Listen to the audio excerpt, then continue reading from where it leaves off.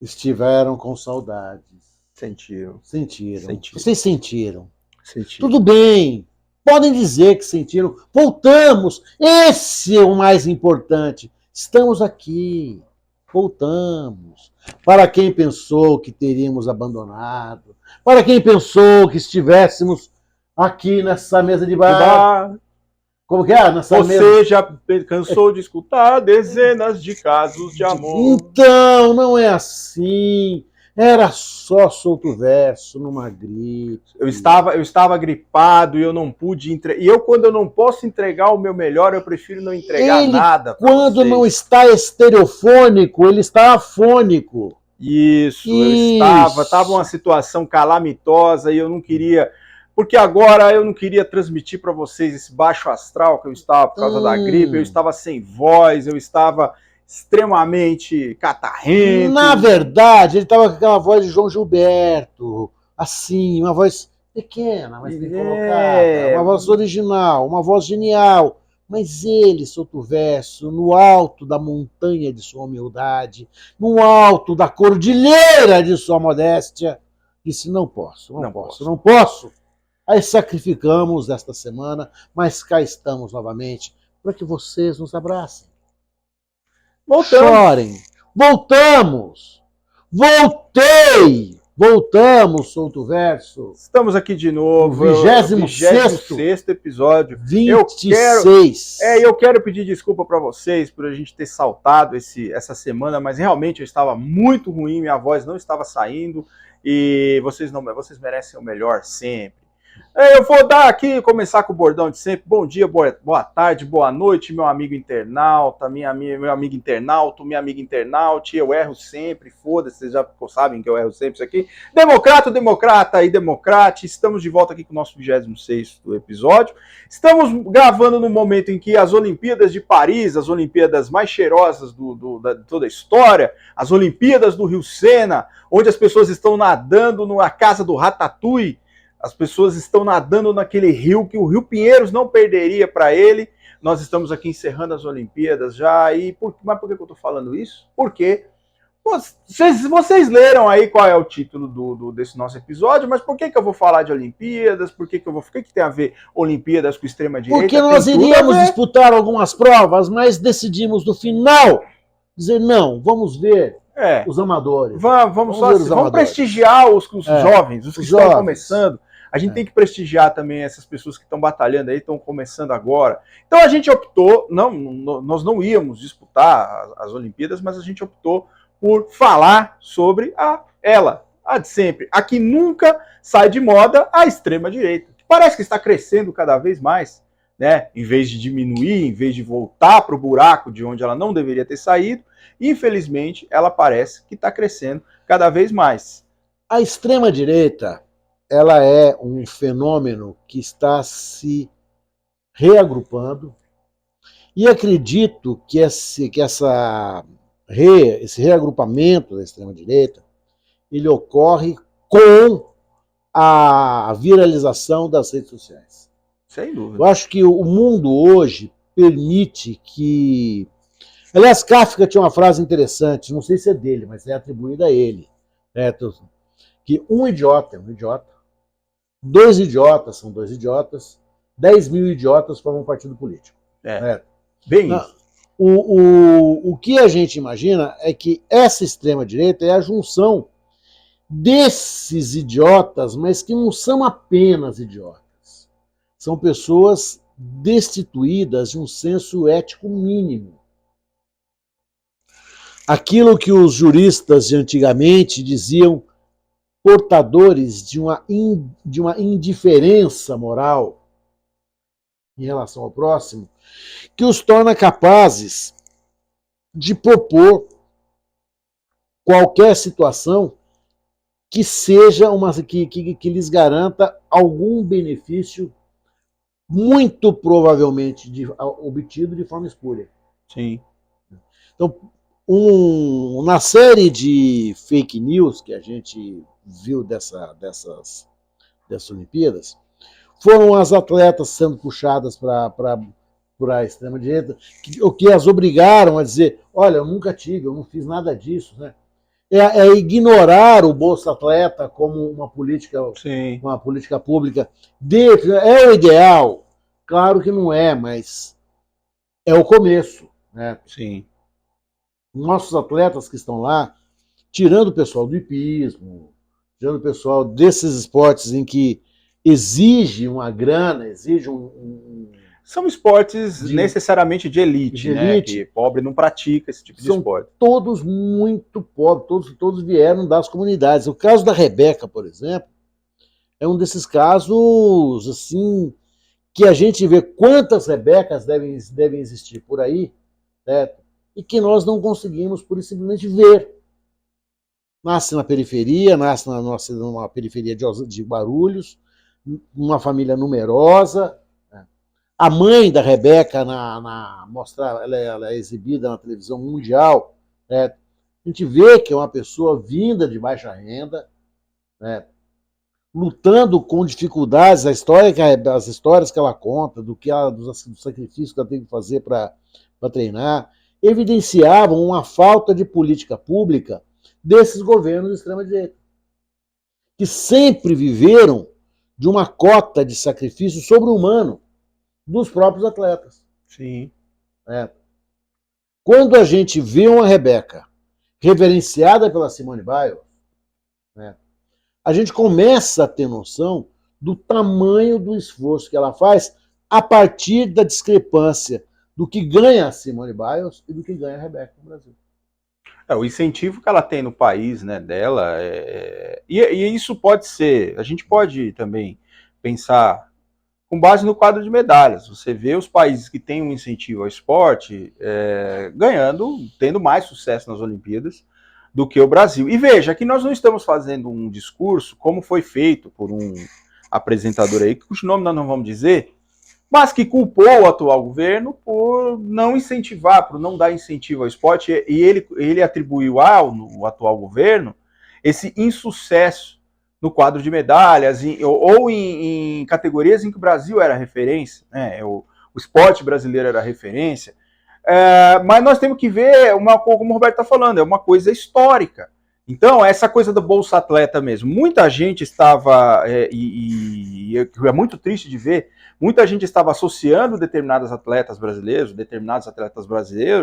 às Forças Armadas, por exemplo. Mas por que isso? Muitos desses atletas, eles têm uma bolsa que é fornecida pelas Forças Armadas de alto rendimento de atletas. Então, eles têm que ser, eles necessariamente eles se alistam, eles são militares, mas lá eles têm toda uma condição de se desenvolver como atleta, de reforçar as potencialidades como atleta que o próprio programa do governo faz. Então, a gente tem que analisar também um pouco do nosso lado aqui, né? Porque o nosso lado fez questão de trazer isso também. Algumas pessoas trouxeram isso, atribuíram essas pessoas, colocaram essas pessoas no espectro da extrema-direita. E ainda falando em Olimpíada, eu queria trazer uma questão aqui também que entristece muito a gente, deixa a gente muito triste, e a gente vê essa questão de fake news também, como isso é fácil de se alastrar. Isso não é necessariamente só do Brasil, isso não é particularmente uma particularidade do Brasil. A boxeadora argelina, uma boxeadora cis argelina, que todo mundo falou, as pessoas começaram a falar que ela era homem, e que ela não poderia disputar com mulheres, que ela era trans e tudo mais, quando na verdade ela era uma mulher cis. Ela é uma mulher cis. Ganhou medalha, inclusive, não sei tudo começa com uma atitude muito antidesportiva da atleta italiana, que no primeiro golpe que sofreu, ela para. Olha, esse golpe não é um golpe de uma força feminina, que é uma avaliação absolutamente subjetivista e desesperadoramente, certo, individual. Né? O que eu acho interessante nessas Olimpíadas é que nós estamos vendo algumas coisas. Como esporte e política se misturam. Sim. Certo? O atleta argelino se recusa a cumprimentar o atleta israelense. Certo? Porque, olha, no dia que houver paz, quem sabe a gente dê as mãos.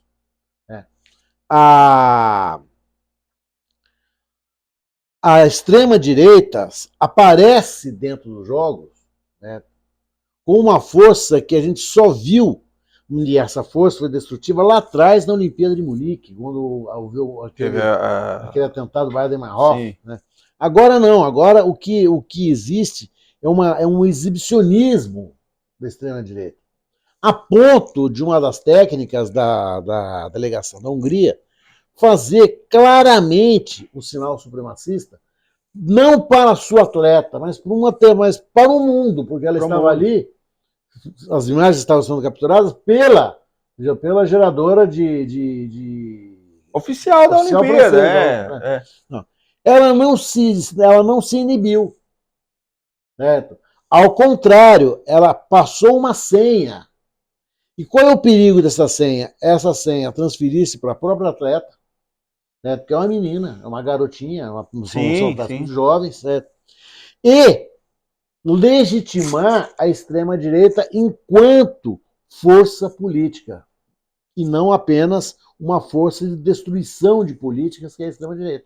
Legitimar, né, como uma manifestação política legítima, como uma manifestação de pensamento legítimo e passível de proteção legal, inclusive. É um perigo. Eu acho que esse recrudescimento da extrema-direita, ontem nos debates no primeiro dos debates da campanha eleitoral, nós falamos aqui de São Paulo, e as notícias que a gente tem são do Brasil todo, mais ou menos no mesmo sentido, é que a extrema-direita não consegue elaborar um plano de se viver na cidade. Olha, vamos discutir o lixo, vamos discutir a creche, vamos discutir a alimentação da creche, vamos discutir o ônibus, vamos discutir o trem, onde tiver trem, vamos discutir a limpeza das ruas, vamos discutir a iluminação das ruas, vamos discutir as guardas municipais que precisam ser discutidas com urgência. Não há nenhuma formulação de política pública nesse sentido. Então, o que eles fazem? Eles começam exatamente a satanizar algumas personalidades da esquerda e trazer para o debate aquilo que não agrega no debate urbano. O que você acha do Maduro? Certo? Olha, você defende o MST, você defende o Maduro, como se fossem coisas que se comunicassem nas eleições. E essa extrema-direita está muito preocupada porque ela não conseguiu ainda capitalizar sobre qualquer das medalhas que o Brasil ganhou. Sim. Não identificou, nenhum dos atletas se identificou necessariamente com essa extrema-direita que... Exatamente, não há essa identidade, essa vinculação, certo? Como houve com aquele jogador de vôlei em relação à extrema-direita. O que eu vejo é que essa extrema-direita começa a crescer exatamente quando começa a aumentar a exploração, quando começa a aumentar a opressão nos ditos os continentes vulneráveis, notadamente a África subsaariana. Eu posso falar alguma coisa a respeito disso, porque as guerrilhas que lá existem são implementadas por forças exteriores aos países. O que está em jogo? Está em jogo um absurdo de mananciais ainda existentes na África de pedras preciosas, por exemplo, de petróleo, por exemplo. Essa extrema-direita se junta, essa extrema-direita ela vai se coalizando, ela vai chegando perto, ela aproxima a Hungria da Argentina, a Argentina da Turquia do Brasil através de Bolsonaro, a Arábia Saudita. Essa extrema-direita ela vai se incorporando e ela vai entrando e se capilarizando na população de tal forma que a gente não percebe as limitações, até linguísticas e muito de costumes, que a extrema-direita nos impõe. É algo que a gente pode dizer, Souto Verso, que está entre o patético e o estarrecedor. Eu não vou, nessa nossa extrema-direita, por exemplo, subestimar a inteligência de um Pablo Marçal. Não vou fazer isso. Ele é uma pessoa muito inteligente. Sim. Mas eu não consigo concordar com nada do que ele disse. Nada, rigorosamente nada. E eu acho, assim, eu complementando o que você está dizendo, eu vi ontem, óbvio, você falou do debate, vou pegar esse gancho que você falou aí. Eu vi muito pessoal comentando no Twitter, é o novo Cabo Daciolo, é o novo Padre Kelmon e tal. nós temos que parar, o Roberto falou um negócio aqui, nós temos que parar de subestimar a inteligência das pessoas.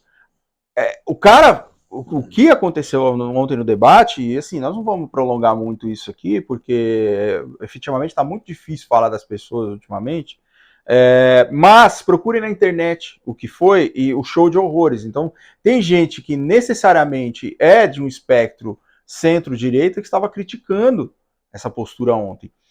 E muita gente falando, o cara é burro, o cara não é. Absolutamente esperado. Alguém da extrema... Agora, nós não podemos subestimar a inteligência, Pablo Marçal, a inteligência da extrema-direita, principalmente a inteligência virtual da extrema-direita. Sim. Eles dominaram as redes. Dominaram as redes. Virou um novo campo deles. Por quê? Porque é fácil. Porque você pode criar, hoje em dia, um mecanismo por exemplo, de como a gente vem falando aqui desde o primeiro episódio, de propagação de fake news, por exemplo. Você não precisa de pessoas físicas para fazer isso. Você cria perfis falsos e isso vai alastrando e isso chega em alguém. Então, é comum você ter alguém que você conhece, chegar para você e falar, olha, eu ouvi falar que a partir de hoje, se o Boulos ganhar, eu vou ter que colocar um morador de rua dentro de casa, se eu tiver um quarto vazio dentro de casa, porque senão, eu vi, onde você viu isso? Eu recebi num grupo do WhatsApp. Então, isso vai chegando, isso vai... E o que eu, Roberto, a gente sempre fala aqui é o seguinte, essas teorias de conspiração, que geralmente essas pessoas elas são atrativas porque elas falam o que a gente quer ouvir. Então é isso que a pessoa quer ouvir. Ela começa de uma forma, ela começa com aquilo que se pretende demonstrar. Né?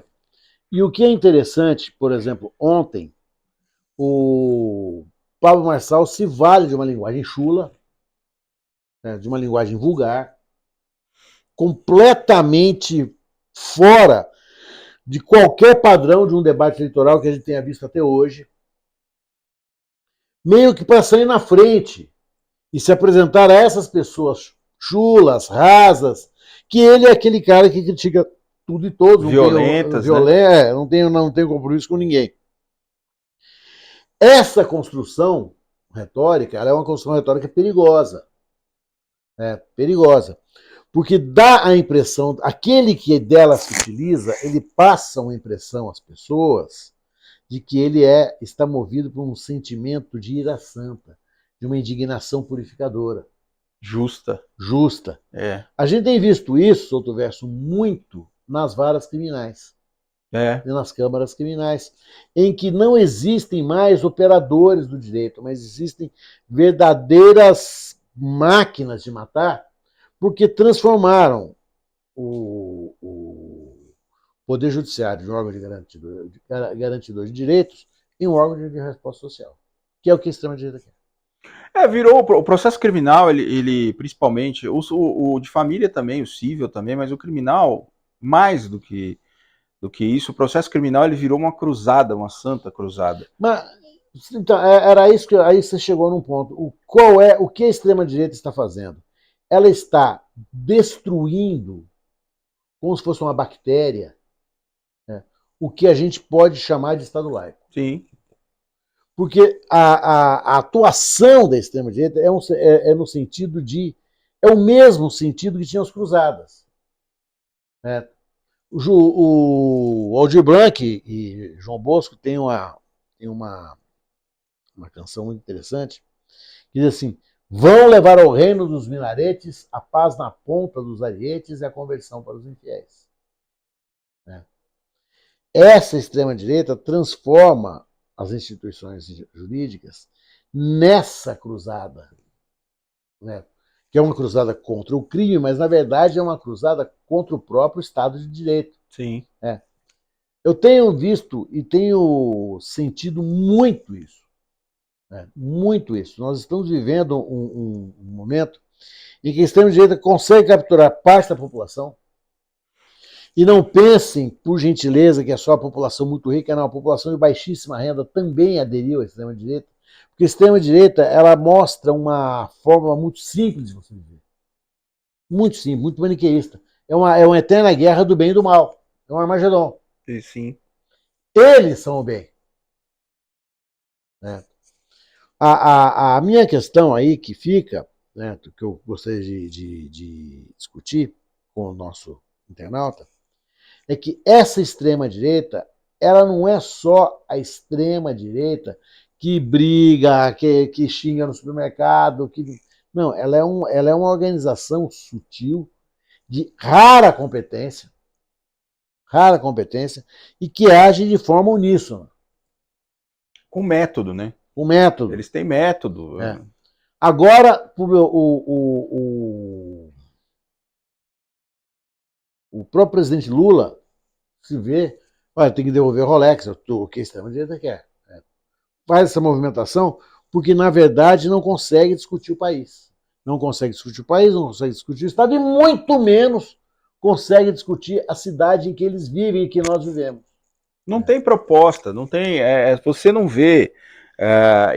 Isso não é particular de São Paulo, não. Isso é do Brasil inteiro. Se vocês pegarem os debates dessa semana, vocês vão ver que não vai muito longe. Lá, acho que em Tocantins teve Teresina, candidato saindo no soco com o outro lá, dando uma cabeçada um no outro, os caras saindo nas vias de fato. Então, assim, você não vê hoje em dia discussão de propostas, é óbvio. A política ela tem que ser entendida também como um grande teatro. Mas o cara tem que saber avaliar também qual é a melhor proposta para ele, para a cidade dele. Se a gente vem falando dessa coisa do Estado laico, cada vez mais tá perdendo espaço, infelizmente. E como a extrema-direita trata a vida dela em sociedade como uma cruzada, o que eram as cruzadas? As cruzadas elas tinham um motivo maior, que era você expulsar os infiéis, expansionismo cristão, expulsar os infiéis de Jerusalém. Só que como você tem um propósito maior, um propósito nobre, você está autorizado a fazer qualquer tipo de barbaridade. Então, assim, qualquer barbaridade é perdoada. Exatamente. A extrema-direita se comporta, e eu falo, eu volto, eu tenho dito para onde eu vou, onde eu tenho ido, onde eu tenho falado bastante, que agora a nossa luta é pelo Estado laico. Sim. Porque essa extrema-direita conseguiu aparelhar o judiciário, conseguiu aparelhar o Ministério Público, conseguiu aparelhar a polícia. De tal forma que, como eles são os cavaleiros do bem, como eles são aqueles que vão combater os ímpios, os infiéis, os descrentes, né, eles estão autorizados a, para fazê-lo, também infringir a lei. Mas essa infringência da lei, eles fazem em nome de um pressuposto maior, que é o Deus acima de tudo. Né? Deus acima de tudo. Tem uma justificativa. Há uma justificativa, e essa justificativa, ela dá para quem a utiliza, ela te dá a certeza da tua legitimidade. Que não é exatamente a mesma legitimidade que as pessoas lhe reconhecerão. Olha, eu estou fazendo pelo seu bem, você não está percebendo isso. Quando você perceber, claro, você vai me agradecer. Lógico, você vai me agradecer. É a forma mais autoritária e perversa, né, de você exercer qualquer relacionamento com o jurisdicionado. Porque os poderes não estão mais voltados para a melhoria da sua vida, estão voltados para a destruição da própria política. E aí as coisas começam a ganhar um sentido muito bizarro, completamente desviante, degenerado mesmo daquilo que a gente entende e sempre entendeu que fosse o objetivo do Estado, que é garantir o bem-estar no máximo possível a todas as pessoas que estivessem dentro do território nacional. Para que os nossos queridas tenham uma ideia, em São Paulo há presídio para estrangeiro. Eles não ficam no mesmo presídio que os brasileiros. Ah, porque é perigoso? Nada, é porque é um isolamento. Sim. É uma torre de Babel. Lá o húngaro está na mesma cela que o senegalês, que está na mesma cela que o turco, que está na mesma cela que o chinês, que está na mesma cela que o peruano. Como eles vão se conversar? A porrada. Então, essa discriminação, esse isolamento, né, que a extrema-direita impõe, ela tem esse lado perverso, porque ela dá àquele que a pratica, ao militante da extrema-direita, a certeza de estar numa moral, num platô moral mais elevado do que o nosso. Então ele pode fazer o que ele quiser, o que ele está fazendo, até ele bate para nos proteger de nós mesmos. Essa é a extrema-direita, que vai negar a política, que vai negar completamente qualquer debate e que vai partir para esse tipo de baixaria que nós vimos ontem. Que, como é o primeiro debate, agora as pessoas vão começar a aquecer as turbinas. Né? Vamos ver até onde vai esse voo. Mas eu já vou cantar a bola aqui, eu vou dar um spoiler com base não só no que a gente viu ontem, e eu vou ser bem sincero pra você, eu vou te falar uma coisa, eu não assisto debate, eu fico muito nervoso. Eu fico tão nervoso, mas tão nervoso que eu tenho medo de passar mal, eu juro. O que eu acompanhei do debate ontem foi pela internet, assim, eu recebi uns 15 vídeos de trechos do debate, eu ignorei todos, então se você mandou um vídeo pra mim que eu não assisti, não é porque eu não gosto de você, é porque eu estava tentando me preservar, porque eu fico puto, eu fico nervoso. E eu vou dar um spoiler para vocês aqui. A questão nos próximos debates vai piorar muito, o nível vai baixar muito. Olha, ver debate é pior que ver disputa de pênalti. É pior. Porque a gente sabe que vai acontecer alguma coisa e acontece. Acontece. No debate ontem, certo? Se a gente pode tirar uma vencedora sem paixão clubista, tá? Com isenção. Eu diria que a Tabata foi muito bem. A Tabata saiu muito bem. Saiu muito bem. Porque o Boulos também, só que a Tabata ela saiu um pouco melhor, porque ela sabia com que ela ia lidar. Então ela já foi preparada, porque já começou antes do debate, já começou uma disputa dela com o Marçal. O Marçal, enfim, vocês procurem na internet o que ele falou dela, enfim, qual é a resposta. Então ela já foi meio preparada. E assim, a gente tem que entender o seguinte, nós tínhamos ali Pablo Marçal e nós tínhamos o atual prefeito de São Paulo, que nem nós sabemos o nome dele direito, o cara é tão inexpressivo que, enfim, mas não havia propostas. Então é o que o Roberto falou no começo. Você vai para um debate para brigar, para discutir, para lidar, para responder coisas que em 2024 a gente não imaginaria que a gente ia ter que responder. Se nós imaginarmos que no final do governo Dilma a discussão reinante era o limite da clonagem humana. Quando a gente volta os olhos para esse ano, nós estamos discutindo terraplanismo. Terraplanismo. Nós estamos discutindo união homoafetiva, nós estamos discutindo se tem que ter um banheiro para pessoas. A gente está discutindo a posse de entorpecente. Posse de entorpecente. Em 2024, nós retrocedemos séculos. Nós estamos vivendo uma idade média com um telefone, com um sinal de internet.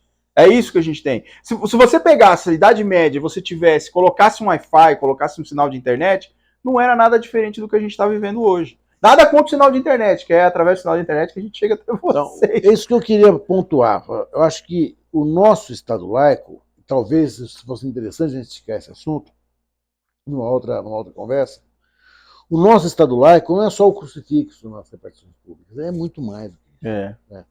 Tirar o crucifixo é nada. O que é preciso é fazer uma volta, mas essa volta a gente tem que empurrar a extrema-direita para o mesmo buraco onde ela estava. Sim. A gente tem que achar o lugar da fossa abissal, da fossa basáltica. Vocês vão voltar. A gente tem que começar a fazer, sabe o que? Fazer esse povo sentir medo de novo. Sabe? Esse povo tem que começar a voltar a sentir medo de abrir a boca para falar bosta, sabe? Aquela frase que diz assim, as camisetas, né? Make Nazi afraid again.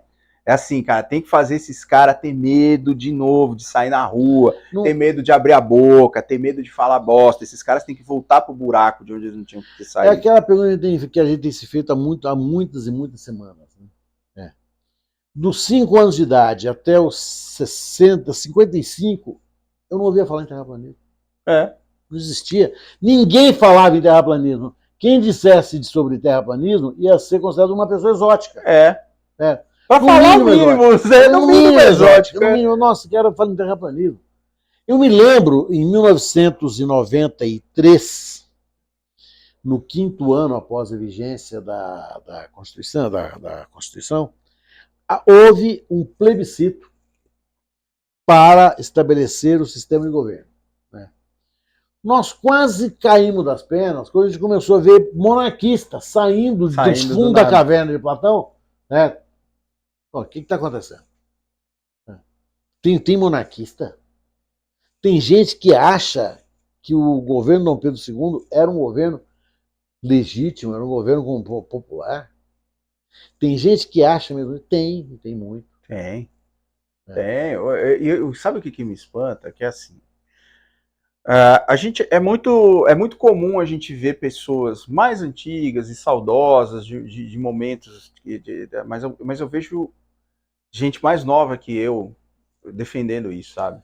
Rapaz, coisa que a gente viu em livro, a gente viu na história, sabe? Eu achei que eu fosse morrer e não fosse ver um jovem de direita. Eu nunca imaginei que eu fosse ver jovem de extrema direita. Pois é. Nunca imaginei. Pelo contrário, porque a juventude ela é expansiva, é o potro no pasto. E ver que esses jovens de extrema direita, eles seguem alguém que eles tomam como guru, como líder, como o mito.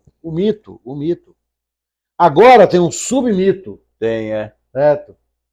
Que nas redes sociais tem uma e nós não sabemos qual é a extensão da penetração do Pablo Marçal, que diz que vem para ganhar as eleições. Ele tem uma densidade eleitoral muito alta.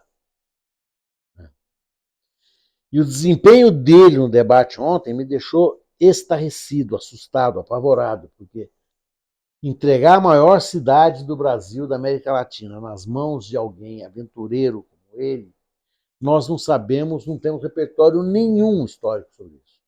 Nenhum. Qualquer prefeito, por mais incompetente que tenha assumido, que tenha sido, do Pita ao Ricardo Nunes, todos eles tinham alguma noção de municipalidade. Né? Todos eles tinham alguma noção de cidade. O Pablo Marçal não tem. Ele é aquilo que a gente sempre fala e que seduz as pessoas, que é a antipolítica. A antipolítica.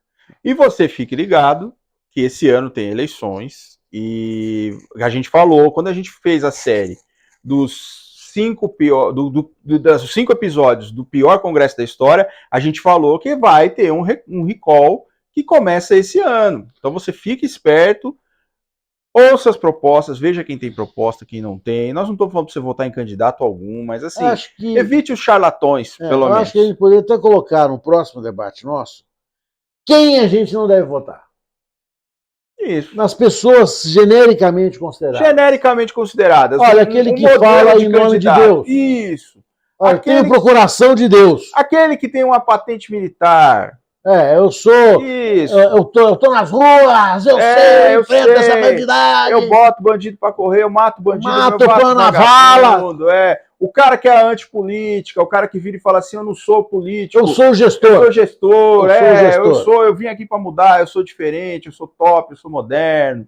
Né? Então, assim, nós vamos falar disso no nosso próximo episódio. Que vocês vão esperar, eu sei, vocês vão esperar com o coração na mão. Nós estaremos no 27º com vocês. Sim. Não fiquem tristes, não chorem, não façam promessa. Promessas não pagam dívidas. Está aqui ele lindo, perfeito, saudável, maravilhoso, vendendo saúde. Não está no pódio das Olimpíadas, porque não há uma modalidade esportiva que contemple tanto talento, tanta disposição, tanta vitalidade. Não vou ter minha medalha, mas pelo menos eu tenho o povo. Eu não tenho medalha, eu não tenho o Comitê Olímpico Internacional, mas eu tenho o povo do meu lado. Com o solto verso estabelecido, a gente falaremos. Tchau.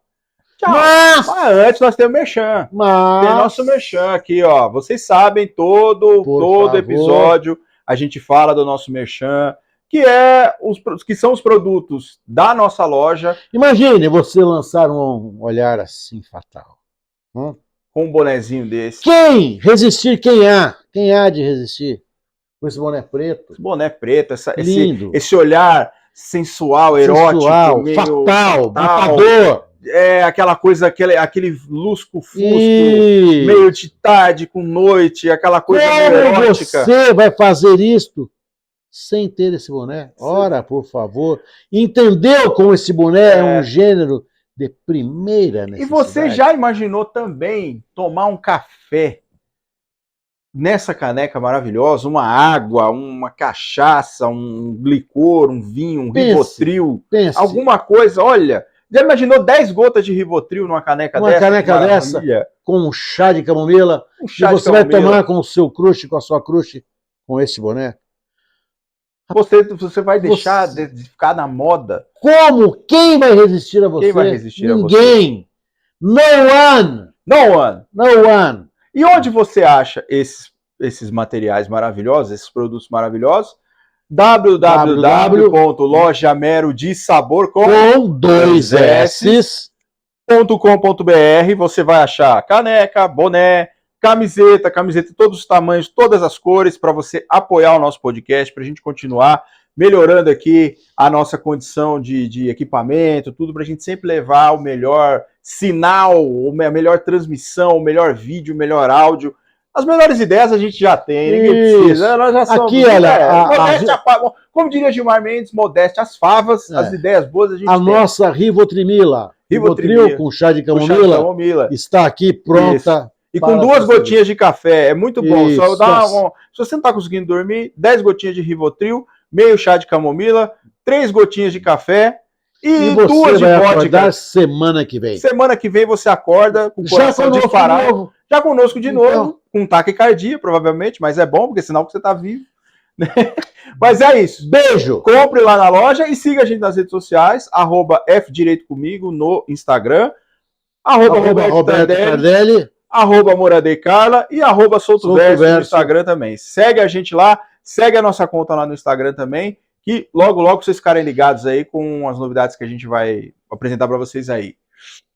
Beijão, beijo. Beijos olímpicos. Até a próxima. Beijos.